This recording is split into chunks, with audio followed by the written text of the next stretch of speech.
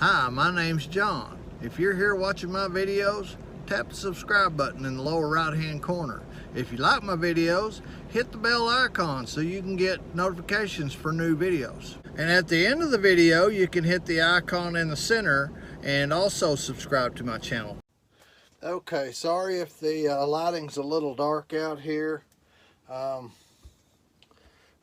working in an old camping trailer that I've gutted more or less to make my loading room, and it's getting kind of old and starting to leak a little bit, but anyway, the lighting is low. I'm fixing a building to move into a building that I have here on the property, and we'll make better quality photos or videos after that. This is step 3 of how I set up my Lee Loadmaster for reloading 45 ACP. Okay, now on the last video I showed you how to set up the powder drop. Now I'm going to show you how to set up the priming and the depriming, or the priming and then the powder drop. Powder drop's been set up, and I'm going to show you how, I set it up and measure, what I'm putting in there, and then from there I'm going to go to the bullet seating die. That will be step 3. Okay, with the Lee Loadmaster, the older models, this is your primer tray. Okay, a lot of them came with this. It's okay, it's not the greatest.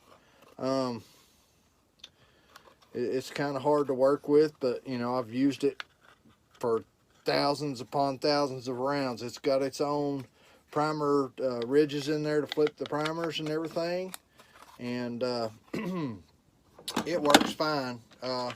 You have to tap on it every once in a while sometimes to get the primers to go down. This is the new style.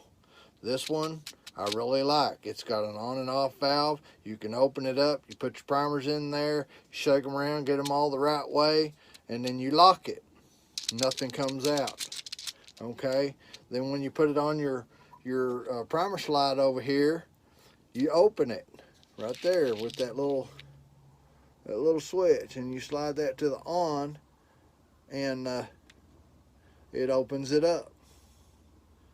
Okay, so I'm going to go ahead and install that, and then I'm going to open it, get all the primers down in there, make sure it's good and full. Okay, and the primer tray is full. Okay, I've got my one shell in there for right now. Let's say I'm depriming it, so it's going to go up into the deprimer. Okay, that right there is okay, showing that it's deprimed. All right, then that moves to the next station. Okay, then it goes up again. I've got to line everything up, so it's kind of a pain in the butt right now. Okay, that's going to go into the sizing die, and it's going to resize it. But I've taken the primer pin, I've pulled all the way to the back so it doesn't deprime it. And then what that does is it sizes the case, lines it up for the primer.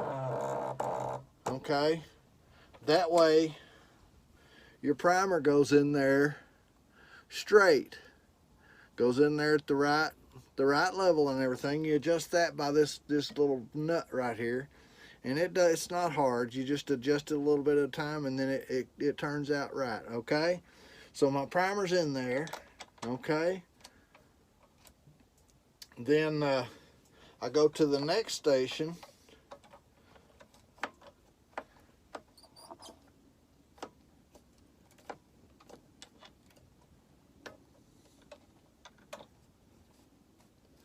I go to the next station, which is the charging station. Okay, and what that does, let me get it all lined up here.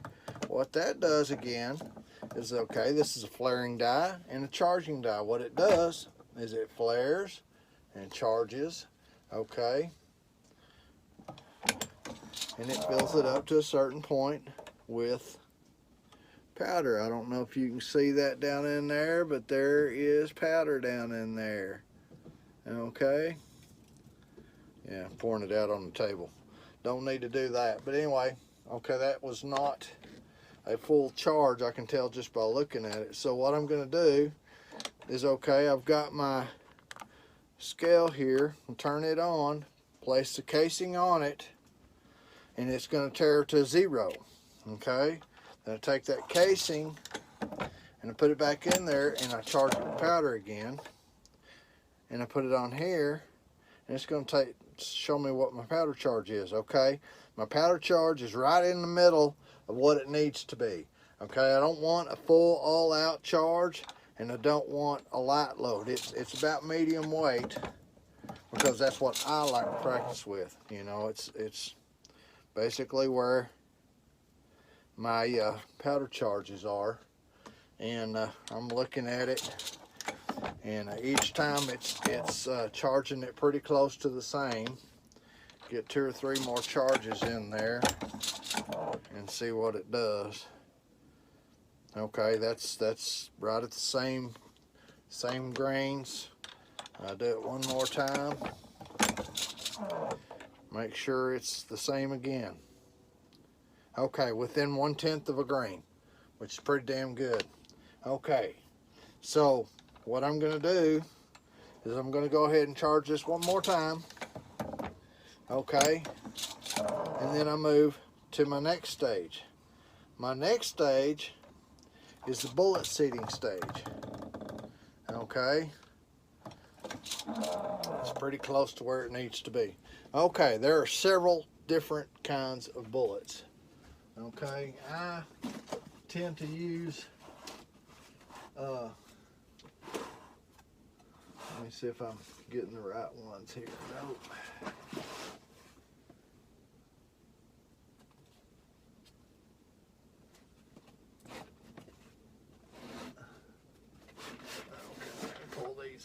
Out.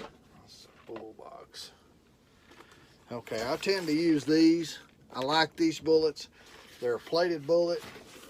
You can use what you want, but they're nice looking bullets. 230 grain, round nose, concave base somewhat.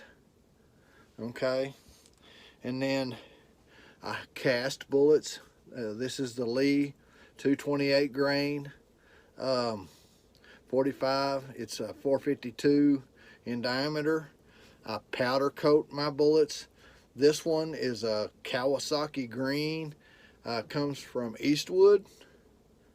Okay, I don't like this as much as I like the light Ford blue, because it seems kind of rough. It doesn't hurt the performance of the bullet any. And then this one is I'm not sure what brand this was. I got this a long time ago, and I can't remember what brand it was. But it's made with I'm thinking it's made with RCBS bullet mold. It's commercial. This one is commercially made, so who knows what it is. And it is a lead bullet, and it does have the grease in the grooves. Mine don't. When you powder coat these bullets, they're basically just like a copper plated bullet. Not completely, but basically. You do not have to use bullet lube with a powder coated bullet. Okay? Now, what I'm going to do now is I'm going to set up this die right. Let me get it in picture. This die right here. Okay, this die right here is the bullet seating die. Okay, for 45 ACP, the seating depth is, let me get to it here. I closed the book, and it takes me a second to get to it. For 45 ACP, 230 grain, it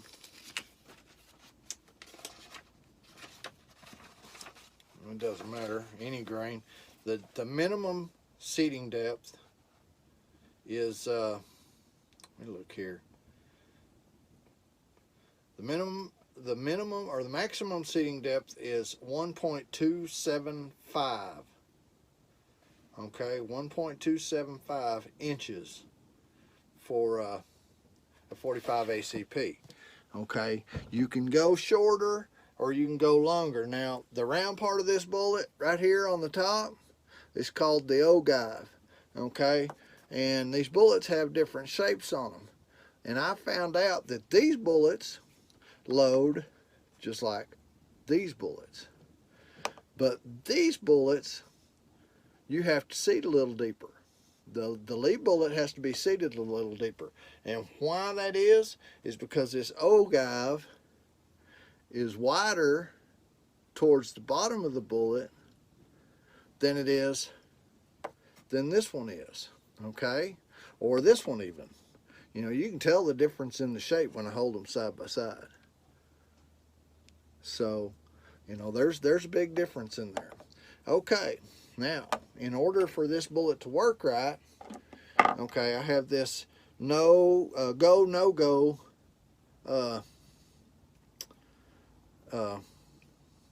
which it's a no-go, no-go tester, which lets you know if your bullet's going to fit in your chamber or not. Okay, normally if it's going to fit in your chamber, this will go down in there and it will seat flat. This one seats flat. It's been out here for a while. It's dirty. But this one, I purposely put this one together like this. Doesn't go in. That's an absolute no-go. What the problem with this is I just left the flare on it. Okay, all I gotta do is recrimp it and it'll seat in there just right. This one will fire just fine. It looks a little high, but the reason I don't use this one is because it's got this right here, the brass tore or something. That's what I was talking about when you flare it in the last video. If you don't flare it enough, you scrape the lead, and that's what's happened here, is it scraped the lead. So I won't ever shoot this bullet anyway, but I can use it for, you know, purpose of this video. And like I said, this one would actually shoot just fine in my guns. May not shoot in yours, but the best place to be is if you look at it, it's got a shoulder on it. It's not much of a shoulder, but if your bullet comes up above that top part, it won't shoot. If it's even with the bottom part, it will shoot. This bullet will not load in a gun. It'll go into your magazine, but it will not go in the gun. All right. Okay. So this bullet, push that in, push the other one in. Okay. This bullet right here, I'm gonna pull it out. This casing right here has been charged. Okay. So now I'm ready to seat the bullet. Okay, it's been charged and flared, so now I'm ready to seat the bullet. Okay, now what you do on seating a bullet is you do it a little bit at a time. And what did I say that was? 1.275. So I set this up for 1.275. Okay. And if you look in the book, for the load that you're loading, and like I said, I'm not going to show you what I'm loading because I don't want to blow up your gun. Okay. For the one I'm loading with the powder I'm using is 1.200. Okay, that's the minimum length or the maximum length. Minimum length. Okay, so what I do is I feed this up in here till it goes all the way up in there, and it's going to be a pain all the way, it looks like. So what I'm going to do is I'm going to take it out and I'm going to push it all the way up in there. Okay, what are we hanging up on? Oh. Hanging up on something. Give me just a second, folks.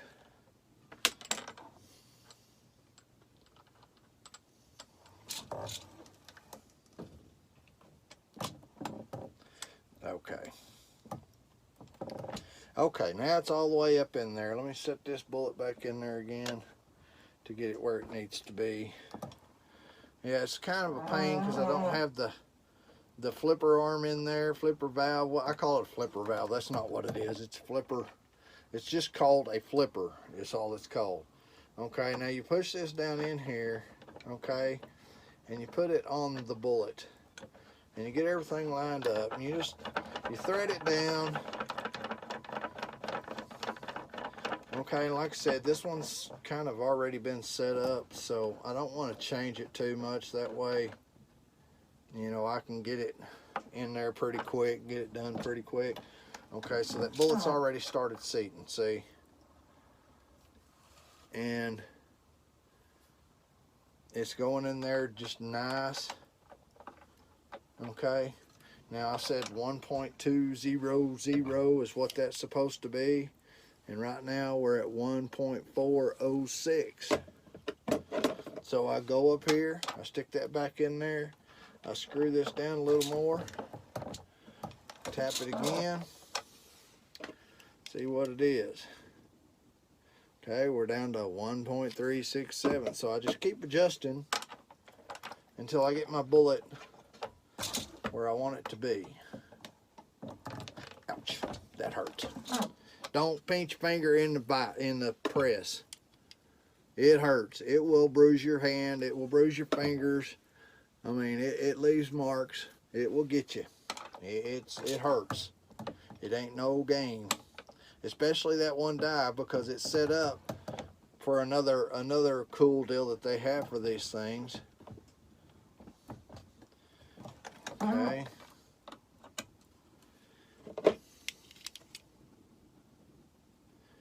Okay, 1.289, I'm getting close.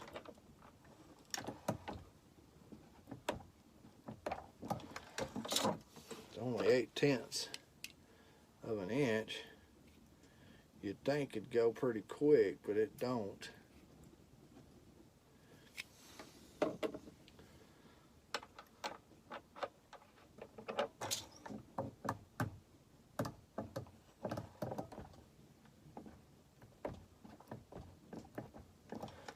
I don't want to get too short. This one goes right up to the edge of the shoulder, I'm thinking. Yep, it sure does. But I'm almost there. Probably went too short then. But for just, okay, there's 1.220. So 1.274 or 275, whatever I told you the first time, is the maximum that can be. That's as long as it can be and still fit. Okay, there's perfect right there. 1.200. Okay, that is a perfect bullet. So that now is adjusted. It's not going anywhere. That is the perfect length for that bullet according to my load in my book for the 45 ACP 230 grain lead bullet. Should be 1.200. Okay, and I'm right in the middle of my powder charge, right in the middle of it. Okay, so that's how you set the bullet seater, just like that. It's a pain in the butt, but it's better to go a little at a time than go over and have to pull the bullet. All right, we'll see you here in a few. Bye.